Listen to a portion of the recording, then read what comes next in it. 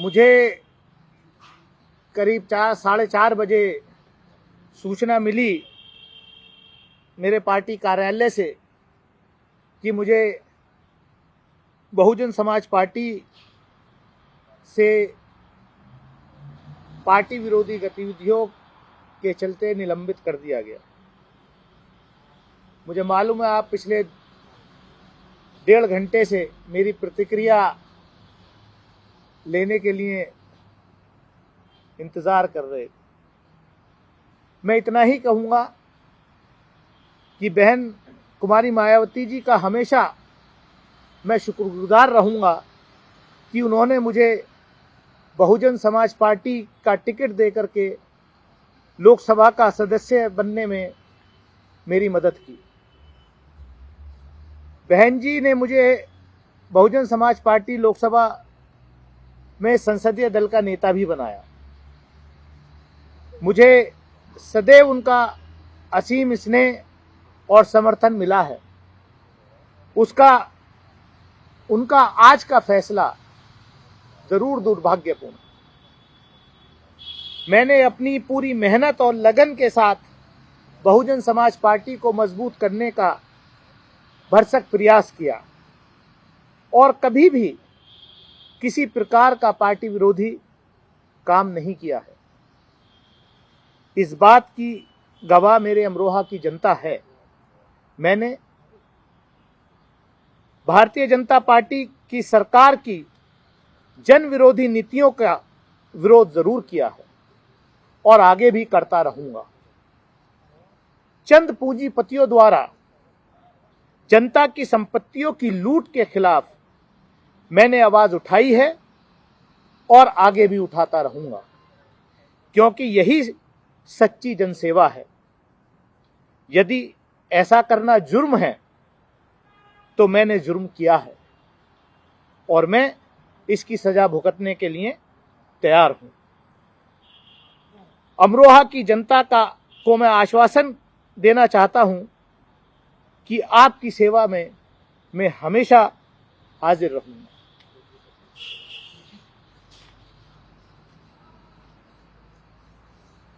ये मेरी प्रतिक्रिया है। बाकी आप कुछ पूछना चाहते हैं धनुष भाई, आप कह रहे हैं कि कभी जो रिश्ते हैं वो कभी खराब नहीं रहे, तमाम चीज़ें।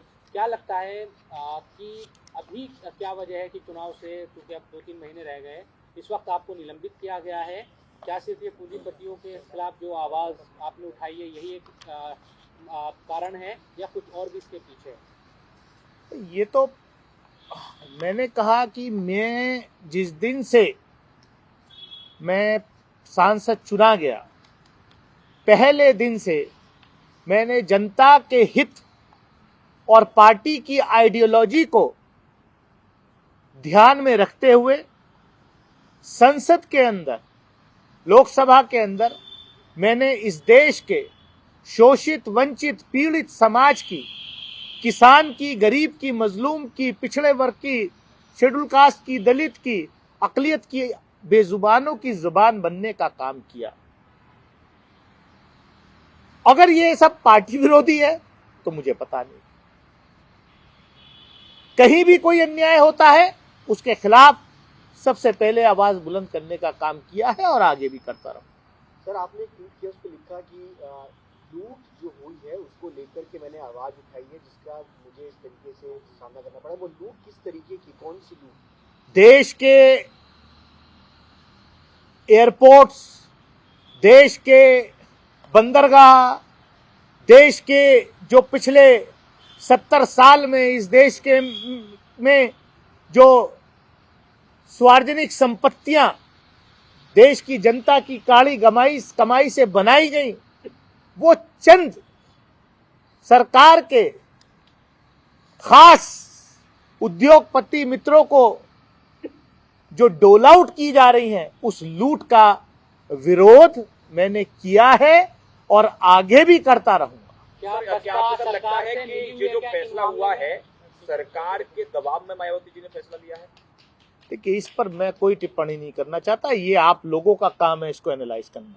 मैं एज अ मेंबर पार्लियामेंट, मैं जिस फोरम पे था उस फोरम पर मैंने अपनी पार्टी की आइडियोलॉजी, इस देश के संविधान के निर्माता बाबा साहब डॉक्टर भीमराव अंबेडकर के सपने को संविधान के दायरे में रहते हुए कहीं कोई नाइंसाफी चाहे सड़क पे हो रही हो या संसद के अंदर हो रही हो, उसके खिलाफ आवाज उठाई। दानिश भाई, अब तक मैंने जो प्लेटफॉर्म्स पर एज ए मेंबर पार्लियामेंट मुझे अपनी भूमिका निभानी थी, चाहे पार्लियामेंट्री कमेटीज में हो चाहे संसद के अंदर हो, वो भूमिका मैंने अपने कॉन्शियस के आधार पर मैंने वो अपनी आवाज को बुलंद किया है। चाहे अगस्त 2019 में जब जब मैं संसदीय दल का नेता था तो कुछ बिल्स जिन पर पार्टी की लाइन थोड़ी कंफ्यूजन में था हमारा मामला, तो हमने अपनी लाइन बिल्कुल स्ट्रेट ली और उसकी सजा मुझे भुगतनी पड़ी, चाहे वो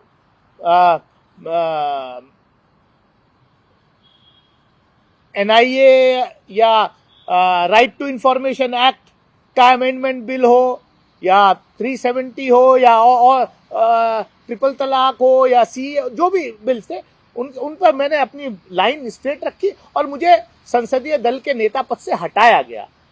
मैंने उसको कबूल किया कि मैं जहां हूं, जो लाइन है, जिन बुनियादों पर ये पार्टी बनी उस आइडियोलॉजी पर मैं खड़ा रहा। मैंने और मान लीजिए कहीं अब कल जिस तरीके का फैसला हुआ महुआ मोइत्रा जी वाले केस में, तो मैं अपना फर्ज समझता हूं, मैं अपनी जिम्मेदारी समझता हूं कि एक महिला सांसद के साथ अगर अन्याय हो रहा है तो उस अन्याय के खिलाफ मैं खड़ा हूं। मैं कमेटी के अंदर भी, एथिक्स कमेटी के अंदर भी खड़ा हुआ और मैं कल भी खड़ा हुआ, क्योंकि जिस तरीके की रिपोर्ट बनाई गई, कैश फॉर क्वायरी, अरे भाई कहां वो कैश, कौन से कैश की क्वायरी रिपोर्ट जो है वो टेबल की गई, कहीं तो दिखाई नहीं दिया, ना कहीं है। और जिस तरीके का वहां माहौल हुआ, अगर महिला की अस्मिता के साथ कहीं कोई खिलवाड़ होगा तो दानिश अली पहले भी खड़ा रहा है और आगे भी खड़ा रहेगा। इसको मैं बैज ऑफ ऑनर समझता हूं कि मैंने एक जो अन्याय हो रहा था उस अन्याय के खिलाफ संसदीय समिति के अंदर भी, एथिक्स कमेटी के अंदर भी, पार्लियामेंट के अंदर भी और बाहर भी उस अन्याय के खिलाफ मैंने आवाज उठाई है और आगे भी उठाता रहूंगा। सर, अब आगे का एक्शन आपका क्या रहने वाला है? क्या पार्टी दूसरी कौन सी पार्टी ज्वाइन करने वाले हैं या किस तरह से आगे काम करेंगे? मुझे क्यों आप ये सवाल पूछ रहे हैं? मेरी जो प्रतिक्रिया थी मैंने दे दी। दानिश भाई, एक सवाल ये है, जो आरोप आपने लगाया है या जो भी बात आप कह रहे हैं अपनी प्रतिक्रिया के तौर पर, ऐसा लग रहा है कि विपक्ष इन तमाम आरोपों को सरकार पर लगाता रहा है कि चाहे बिलों के मामले में आपने कहा तलाक 370 ये सब, और पूंजीपतियों का जो इशू है, क्या सरकार का सपोर्ट अंदरूनी तौर पर छिपे हुए बसपा कर रही थी? ये कहने का मकसद है कि चाहे पूंजीपतियों के आप बंदरगाह की बात करें, सब चीज़ें ये सरकार पर आरोप लगते रहे हैं। ये इसके पीछे आप क्या कहना चाहते हैं कि बसपा भी छुपा हुआ समर्थन? मैं ये कह रहा हूं कि मैंने सरकार की इन सारी दमनकारी नीतियों का, इन सारी जनता विरोधी, नौजवान विरोधी नीतियों का विरोध किया है। क्या ये विरोध करना पार्टी विरोधी गतिविधि है? ये मेरा सवाल है।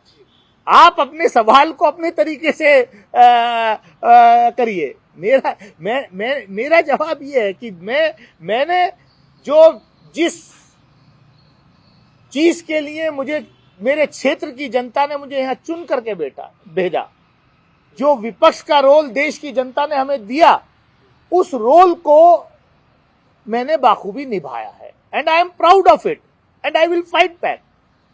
आई am not going to compromise on my ideology, on my principles. आपने एक आरोप संसद में भी लगाया था कि महुआ मोइत्रा को लेकर तो इतनी जल्दबाजी में पूरी कार्रवाई हो रही है, लेकिन आप वाले मामले में अभी तक उस पर बहुत ज्यादा कुछ आगे नहीं बढ़ा है। ये तो देश के सामने है।